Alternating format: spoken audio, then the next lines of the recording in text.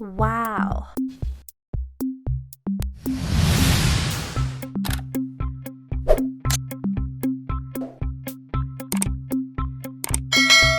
สวัสดีทุกคน歡迎大家收睇側田有你食飽飯未？先飽飯嘛，見了咪？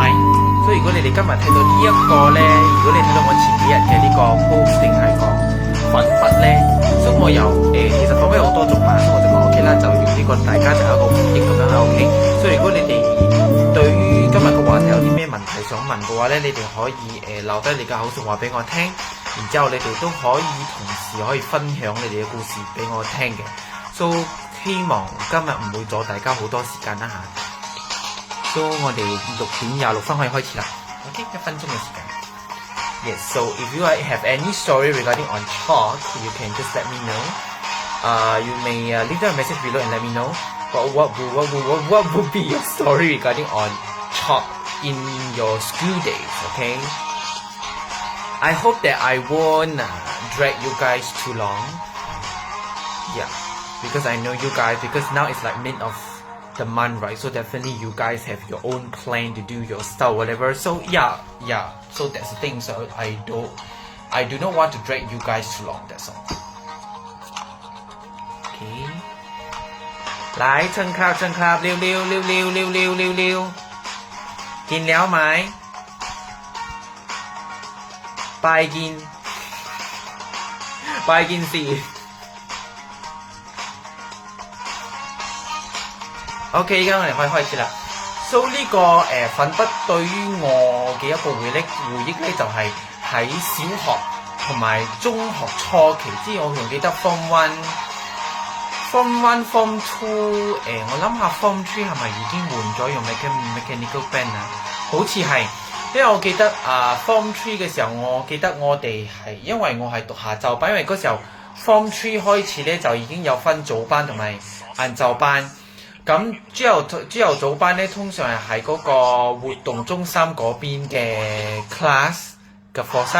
咁我哋呢啲下晝班咧，我哋就借用咗 Form 6嘅呢個 class 嚟讀書。所以我仲記得嗰時候嘅Form 6 class 係得4個 class 嘅啫，都已經好威水㗎啦，因為咧有冷氣嘅，但係之後就已經換開用marker pen 咗，所以就冇用粉筆咗啦。OK， 所以就講下我呢小學6年嘅對於呢個粉筆嘅一個印象啦。咁我仲記得咧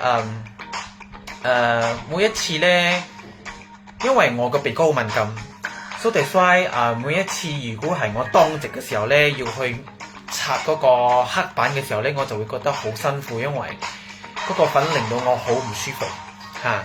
然之後我仲記得嗰時候老師至中意用嘅咧就係白色嘅粉筆，係啦。So 其他顏色嘅粉筆咧係有嘅，只不過好少用到啦。咁我仲記得係通常佢哋好中意用咗啲粉筆之後咧，就擺喺嗰個呢一個位啦。因為你知道嗰個黑板佢前面有一條板噶嘛，所以係俾啲老師擺嗰啲粉筆嘅。So 通常佢哋用咗之後咧，或者用剩低嘅話咧，就會擺喺嗰條板嗰度嘅。咁其實粉筆對於我嘅印象有冇咩特別事件呢？其實又冇話好似開心鬼咁樣到要掟粉筆啦，就冇啦。But亦都冇話有同學啲整蠱做怪，要整蠱啲老師就用嗰啲粉色嘅粉筆去畫喺個黑板度，然之後講衰或者畫衰老師，咁又冇呢啲咁嘅事件發生啦。開心鬼係只不過一個題材，係一種我知道開心鬼係一個真實故事改編嘅。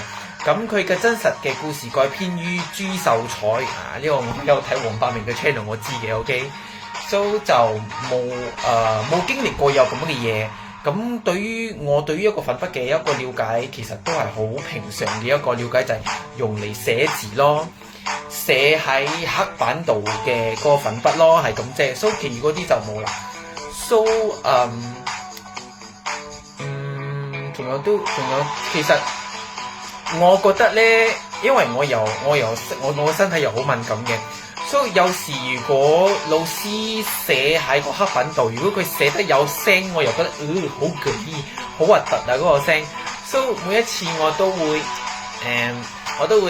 做呢個動作，因為我覺得每一次老師寫嘅嗰個用粉筆寫喺個黑板度，我會覺得好唔舒服嚇。所以呢個咧係我對於呢個粉筆嘅一個印象啦。通常咧，尤其是老師，尤其是佢好中之前講，好似用咗成1/4咗之後，然之後佢好中意用側邊嚟寫字，就我覺得好嘅呢啊！你知道嗰個感覺就係好嘅呢嘅 ，OK。所以呢個係我對一個小學嘅一個印象啦。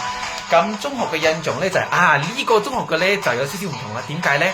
因為小學嘅黑板咧淨係一塊一個青色嘅板嘅啫，但係咧仲有讀大學嘅時候有一年咧初年唔係初年，初咩年？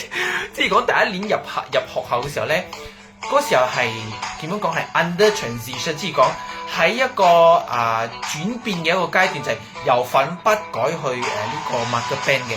所以我仲記得咧，就係中學開始 Form 1 Form 2，其實我哋有一種流動式嘅黑板，即是講，譬如講你用咗呢一面之後，如果你唔想拆或者咩，咁老師就會推嗰個黑板上去，因為佢應該係有2個黑板，所以佢可以好似流動式咁樣，你可以轉，即是講老師一推上去咧，咁佢就會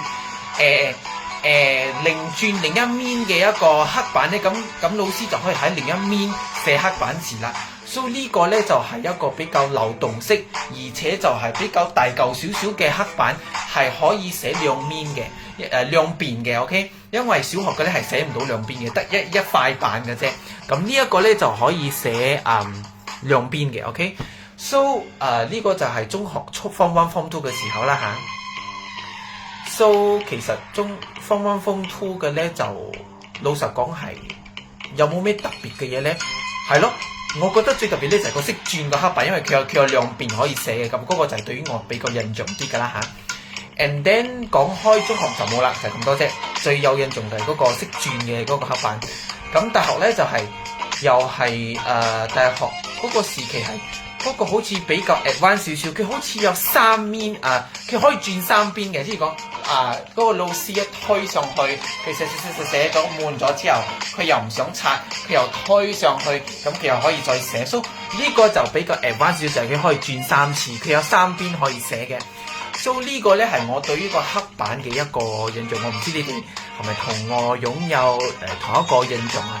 所以如果你哋有啲咩故事，你哋可以分享俾我聽嘅。咁我覺得我愛分享嘅嘢咧就差唔多㗎啦，所以因為我轉頭嗰個。So today I would like to share my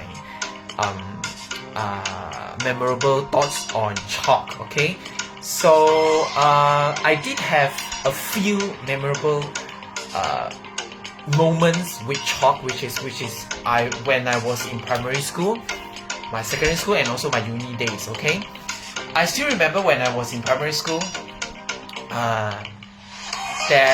My teacher would love to use the white color one. Usually because they would like to show us something, to write something on board, and then to teach us something. So definitely they would love to use white color chalk in order for us to see clearly rather than other colors. Okay, actually we have pink color, yellow color, blue color, but we seldom use. Our teachers seldom use all those colors. Okay, but usually they will use white color. Okay.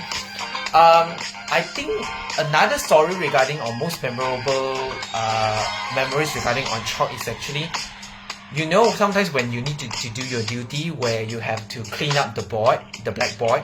So because I have sinus, my nose is really sensitive, so I can't really stand on the chalk because the powder will fly around me. So definitely whenever I clean off the duster, definitely I will feel really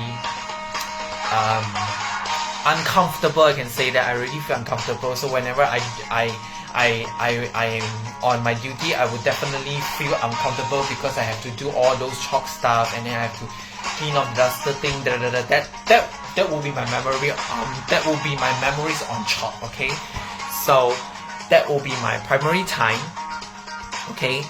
for my secondary school, right, I think that is just one thing that I really remember on our blackboard. What is the differences between the secondary one and primary one? Because the secondary one is a little bit advanced, I can say that, because they have two sides, which means whenever the teacher had already done with one side, and then they can be able to push away and push it into the other side, and then the teachers can be able to continue to write whatever that they want.